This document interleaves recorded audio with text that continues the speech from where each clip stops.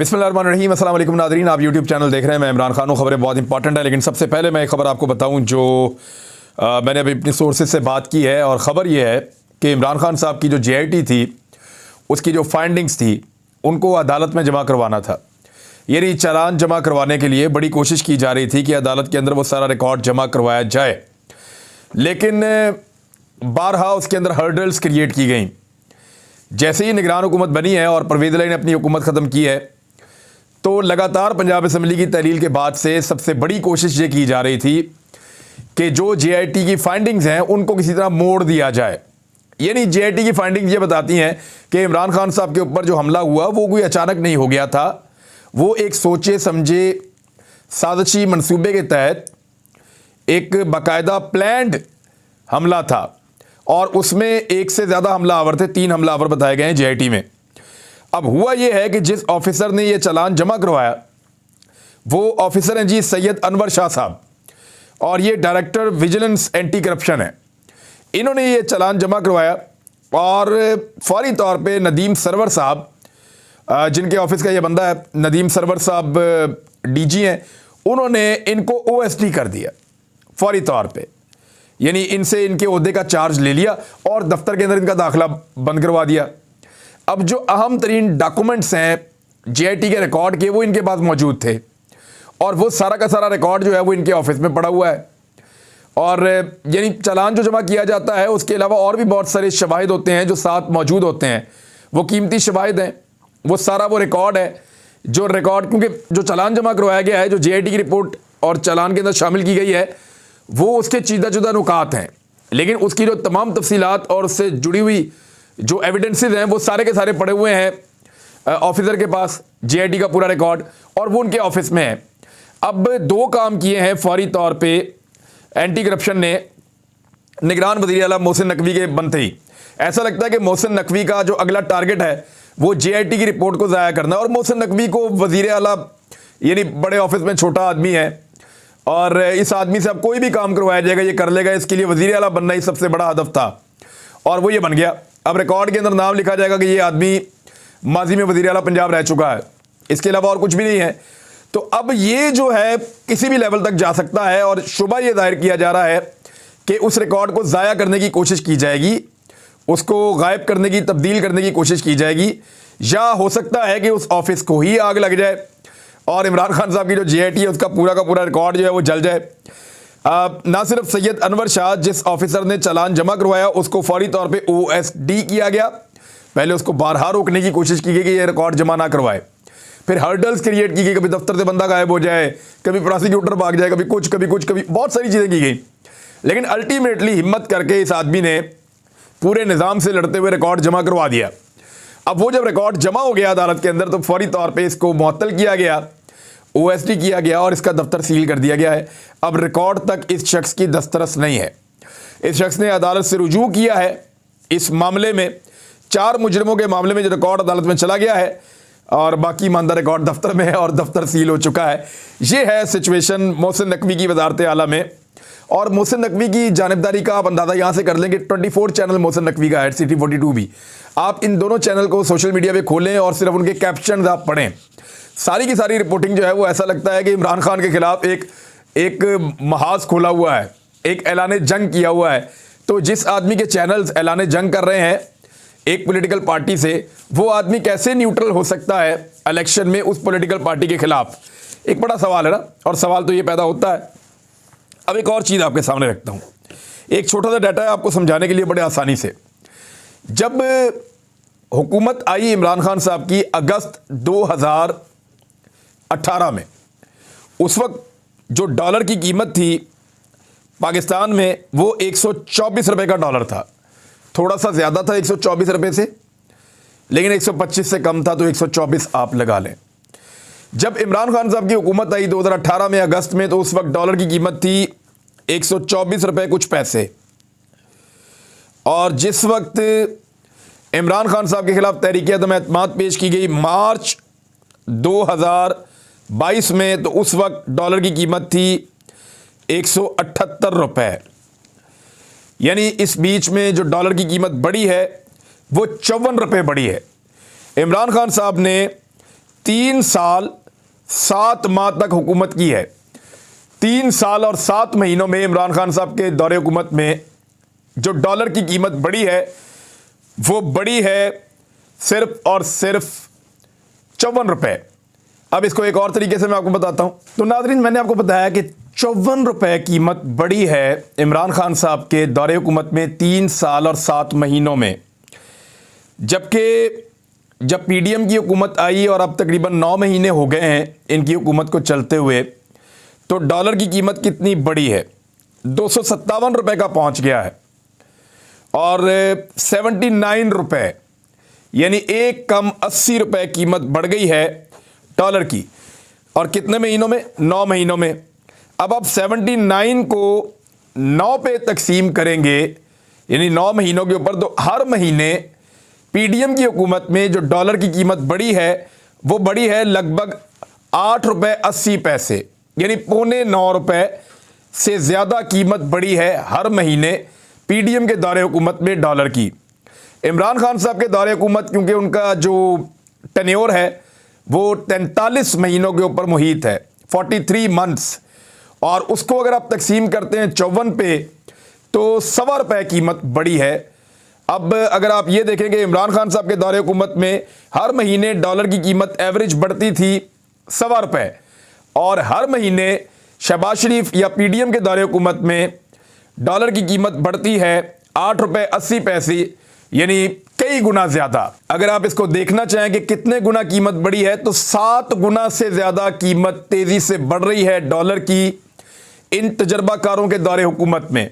और हमारे वो सारे दानिश्वर जो इमरान खान साहब के दौर में डॉलर की कीमत बढ़ने के ऊपर बहुत ज़्यादा बात करते थे, 7 गुना ज़्यादा तेज़ी से डॉलर की कीमत बढ़ने के ऊपर वो बात करने से कतरा रहे हैं। तो यहाँ से आप अंदाज़ा लगा लीजिए कि इमरान खान साहब के पीछे या उनकी मुखालफत में जो ताकतवर हलके मौजूद हैं वो किस तरीके से पाकिस्तान के मीडिया को भी डरा धमका के या लालच दे के या जिस तरह भी वो इनको इस्तेमाल कर रहे हैं। फवाद चौधरी साहब वाले केस में ह्यूमन राइट्स कमीशन ने फवाद चौधरी पर बगावत का मुकदमा और गिरफ्तारी की मजम्मत की है। उनका कहना था कि सियासी मुखालिफिन के खिलाफ बगावत के कदीम कवानीन को इस्तेमाल करने की मजम्मत करते हैं। फवाद चौधरी इस मुकदमेबाजी के सिलसिले के ताज़ा तरीन शिकार हैं और फवाद चौधरी पर तमाम मुकदमा फौरी तौर पर ख़त्म किया जाना चाहिए। हुकूमत वक्त को मौजूदा हालात में ज़्यादा जिम्मेदारी से काम करना चाहिए। हुकूमत को जो जिम्मेदारी अदा करनी है उस तरफ तो वो तवज्जो ही नहीं दे रहे। और रज़ा रब्बानी साहब ने भी ये कहा, पाकिस्तान पीपल्स पार्टी से इनका ताल्लुक है, उन्होंने कहा कि फवाद चौधरी के खिलाफ बगावत की दफ़ात के तहत कार्रवाई ना करने का उन्होंने मशवरा दिया है। और उन्होंने कहा कि सेक्शन 124A PPC 1860 के तहत फवाद चौधरी की गिरफ्तारी बिलाजवाज़ है। बगावत के इल्ज़ामात के मामले पर मेरा बिल सेनेट ने 9 जुलाई 2021 को पास किया था, मगर जानबूझकर यह बिल कौमी असम्बली में गायब कर दिया गया। वो जो गायब करते हैं उन्हीं की गोद में बैठ के तो इस वक्त आसिम अली जरदारी साहब ने यह सारा गेम किया है।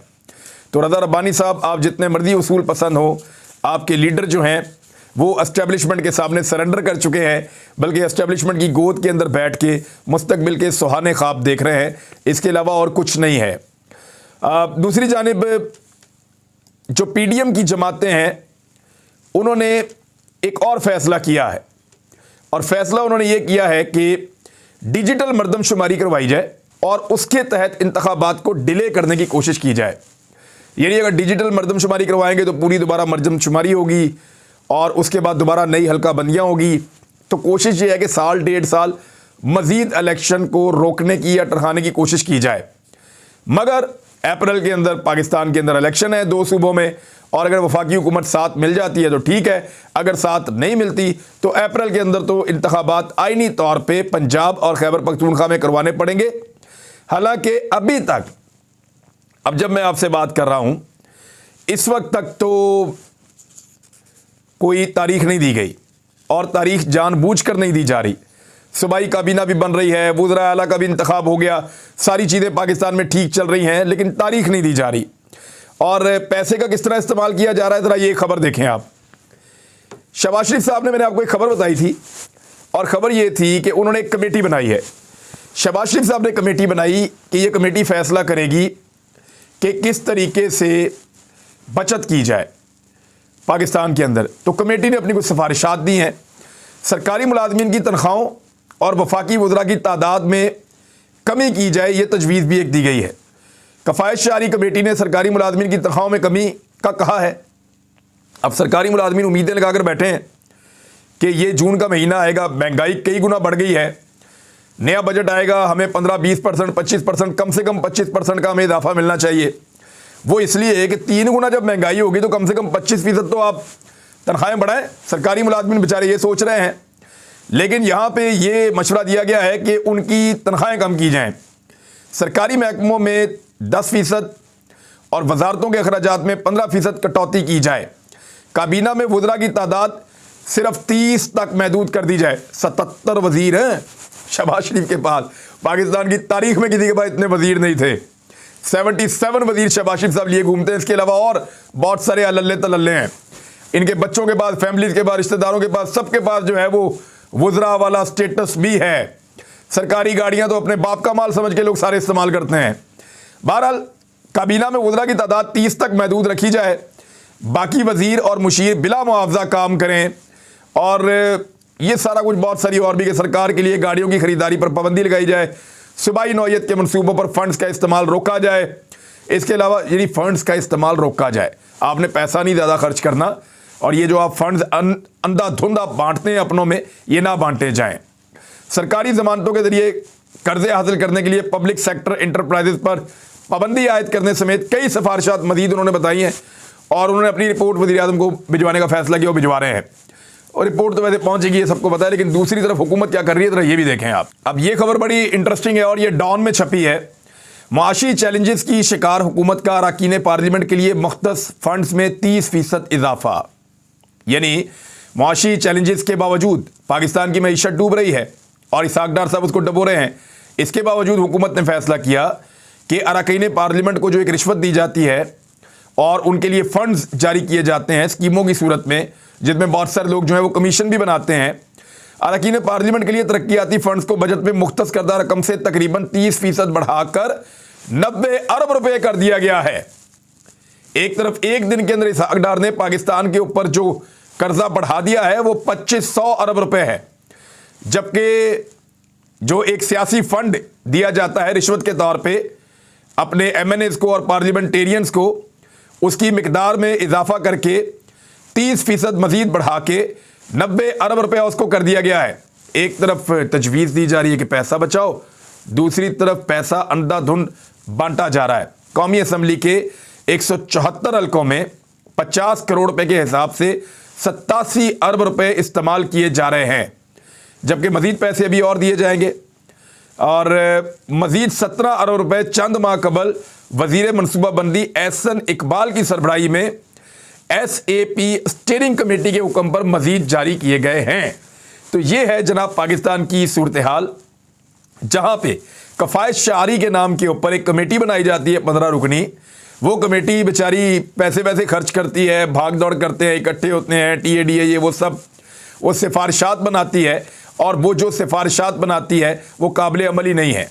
शहबाज शरीफ 77 वज़रा कम करने की बजाय, यानी उन्हें ये कहा जा रहा है कि आप 40 वज़ीर कम कर दें, 47 वज़ीर कम से कम कर दें और 30 की तादाद में आ जाएं।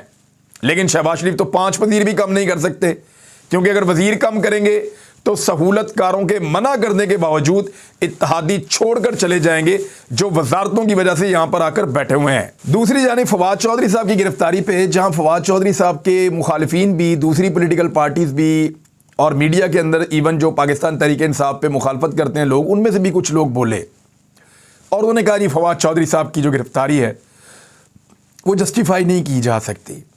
इवन जो ह्यूमन राइट्स कमीशन वाले हैं वो भी ऐसी ही बात कर रहे थे। लेकिन इमरान खान साहब के इत्तेहादी परवेज़ इलाही साहब इससे बहुत खुश हैं। परवेज़ इलाही साहब ने कहा कि इमरान खान के करीबी लोगों में से एक पकड़ा गया है, पहले पकड़ा जाता तो काम ठीक रहता। उसकी वजह मैं आपको बताऊंगा कि वो ये क्यों कह रहे हैं। उन्होंने कहा 5.5 माह में 5 साल का काम किया है, मैं कह कर थक गया। वैसे काम तो बड़ा दिखाया है 5.5 माह में, वो आने वाले वक्त में पता चलेगा। मैं कह कर थक गया था कि अभी काम करने दें, अभी असम्बली तोड़ दी है, देखो क्या हाल है। 1 साल और काम करते तो यहाँ नून लीग के कपड़े तक ना मिलते। नून लीग वाले मिले जो कहते थे कि शुक्र है असम्बली टूटी वरना हमारी सियासत ख़त्म थी। चौधरी परवेज़ अली का कहना था कि खान साहब के करीब मौजूद लोगों ने ही पार्टी की जड़ काटी है। 4-5 करीबी लोगों में से एक पकड़ा गया है, पहले पकड़ा जाता तो काम ठीक रहता। उनका कहना, वैसे अपना बेटा उनका नहीं पकड़ा गया, पाकिस्तान से बाहर चला गया। उन्होंने कहा अल्लाह के करम और इमरान खान के एतमाद से वज़ारत आला मिली। इमरान खान अब भी पाकिस्तान के मकबूल तरीन लीडर है। फिर बाद में इमरान खान की तारीफ भी की और बाद में मोहसिन नकवी की बुराइयाँ भी की। लेकिन बात यह है कि परवेज़ अली साहब एक्चुअली फवाद चौधरी के इतना खिलाफ क्यों हैं? रीज़न ये है कि फवाद चौधरी उन लोगों में से एक है जो इमरान खान साहब की इस बात की हमायत कर रहे थे कि खान साहब आप ठीक कर रहे हैं, जो असम्बलियाँ तोड़ने का आपका फैसला है वो बड़ा बोल्ड है, उसके असरात सख्त ज़रूर आ सकते हैं लेकिन इन सख्तियों को बर्दाश्त किया जा सकता है और पाकिस्तान के लिए, इस हुकूमत को हटाने के लिए, अगले इंतखाबात में जाने के लिए ये कड़वा घूंट करना पड़ेगा। अब परवेज़ अली वगैरह ने कभी इनकलाब की बात सुनी नहीं, इन्होंने कभी मुश्किल फ़ैसले किए ही नहीं, इन्होंने कभी इस तरह की चीज़ें करके देखी नहीं। ये तो हमेशा से एस्टेब्लिशमेंट के साथ सियासत करते रहे हैं। ये तो पहली मरतबा इमरान खान साहब ने इनसे असेंबली तहलील करवा दी है। बहुत बड़ा काम करवा दिया वैसे इमरान खान साहब ने, पता नहीं कैसे करवाया, लेकिन उन्होंने इनसे असेंबली तहलील करवा दी और ये एस्टेब्लिशमेंट मायूस हो गए, इन्होंने असेंबली तहलील भी कर दी है, लेकिन इनको वो बात समझ नहीं आएगी जो इमरान खान को आ रही है। बहरहाल देखते हैं आगे क्या होता है। अब तक के लिए इतने, अपना ख्याल रखिएगा, अपने इस चैनल का भी। अल्लाह हाफिज़।